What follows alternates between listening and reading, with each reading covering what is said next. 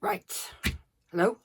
My name is Faith from Faith and Grits, and a tip I wanted to share was something called a glue sponge. This one I only made, as you can see, the 27th of January. So it's been going a couple of weeks, but I've made loads of masterboards using it. So it's essentially a sponge and glue in a Chinese takeaway container. I'll show you what I mean now. So you've got glue and a sponge. Got me some scrap bits here. I've got a less loved piece of scrapbook paper. So you take your scraps and just dab them onto the top of the sponge. And it gives you just enough glue to stick down. And it's just white school PVA glue. I'll take another one, give it a dab. Now, because I've got two sponges in there, I'm going to try to make sure that center bit, there's a little bit of a gap in there. But you just swish them down.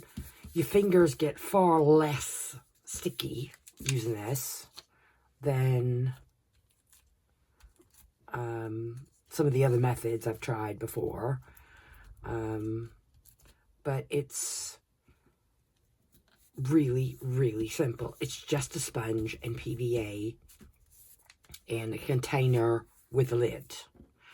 So I've not tried thinner papers. I've used offcuts because I'm trying to burn through some scraps at the moment. But that's just essentially the idea. And with any masterboard, you can always go back with your art or something smaller to tidy up edges.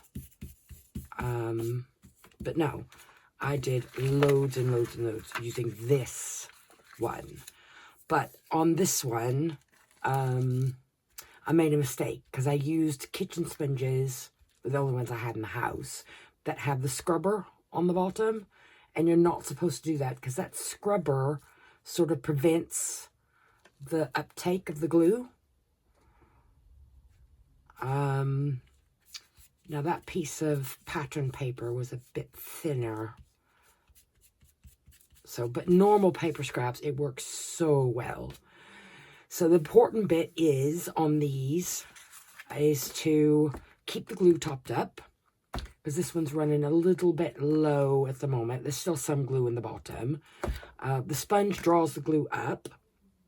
Every so often, top it up with fresh white glue. And every so often, flip them. So I could flip this one now to show you. But see, I've got the scrubber on the bottom.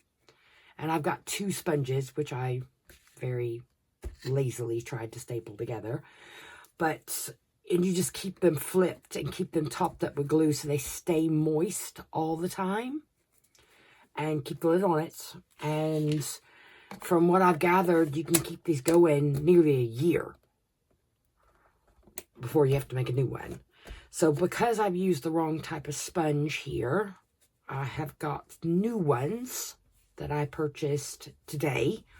And I'm going to show you in just a moment how to set up your own and how I'm going to set up my new one. I'm not going to throw this one away.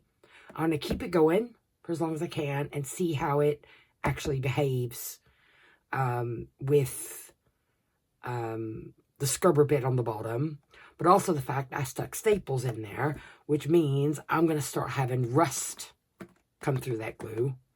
So as an experiment, I'm going to keep this going. So I'll show you how I'm going to set up the new one. So I'll be back now in 2 ticks. Right, back after 2 ticks. Show you what you need. You need some sponges with no scrubby bits on. You need a takeaway container, a pair of scissors, and some school PVA glue. Or if you're in the States, just plain old white Elmer's will do.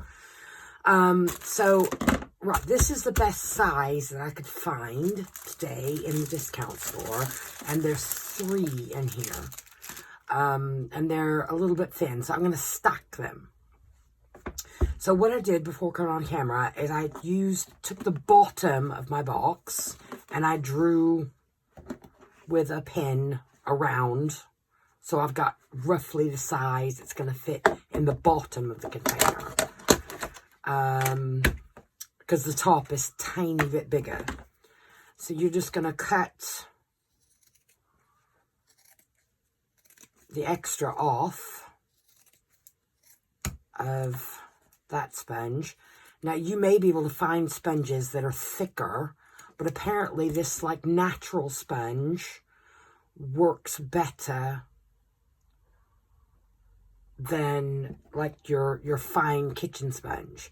But I'm not sure, so I'm sort of on the fence, because I nearly picked up car wash sponges.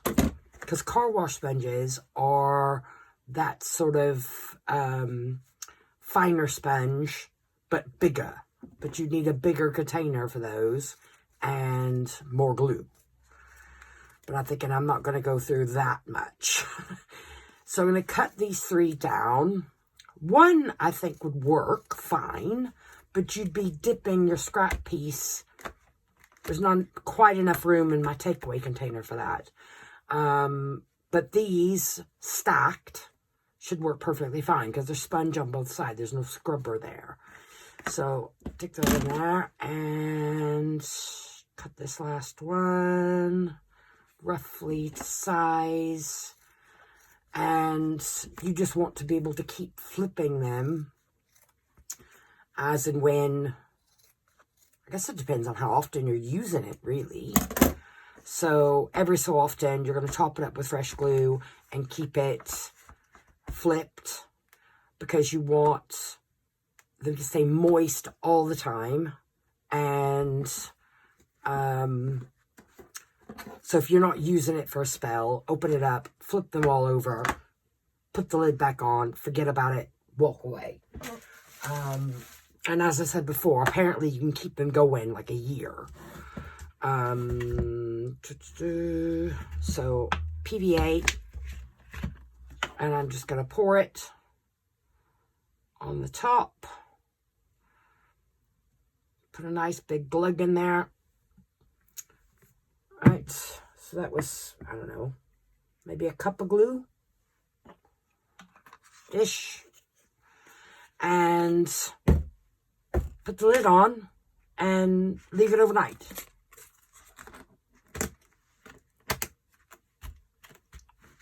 And I will come back overnight and show you what it's like. Back in 2 ticks. Right, and we're back. So this is the new one that I mocked up and let sit overnight. And as you can see, there's a puddle at the bottom of the container, and that's what you want. You want enough glue in there. That puddle means that all of the sponges are completely saturated with glue. So let's have a test. I didn't stir it, I didn't mash it, I didn't do anything to it. I just left it sit there.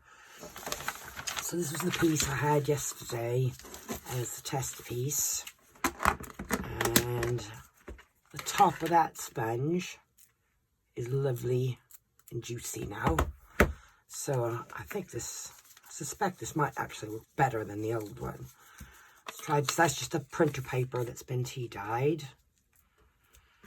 And see if you can get it up to the camera. It's got like this perfect glisten of glue on the back. And give it a little rub. And it's stuck lovely. And then, of course, with these sponges, I got no mess on my hands. And a perfect little glazing of glue on the back. Your fingers do get a little bit sticky, but nothing like using... Oh, I make such a mess when I'm using glue stick. Honestly, it's unreal. The baby wipes that I go through normally when I'm doing masterboards, and you could easily do most of a masterboard here and not need a glue stick at all. So yeah, so that's my little share, is just use a glue sponge. And I suppose even if you didn't want the whole thing covered, you could just tap the edge of a piece onto the glue. If you just wanted glue on the corner of something, pass those corners down, and yeah, happy days. And I'm not gonna, okay, so that is the idea, and it's just keep the lid on it. And if you're not going to use it for any sort of, if you're not going to be using it for a week or so, just rotate the sponges and flip them around every so often. Let's have a look at this. So I picked that up. Yes, it is wicked. The glue has wicked all the way through the 3 layers of sponges.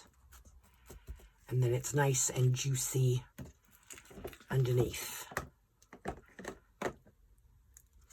So I might add a little bit more glue to the bottom of that. So I know just by visually looking at it that I can tell that the sponges aren't going to go dry. So I suppose if you get too much air into the sponge, your glue that's suspended in there will start to dry. Now I am sticky. Oh, saying that. That's because I was picking it up, wasn't I?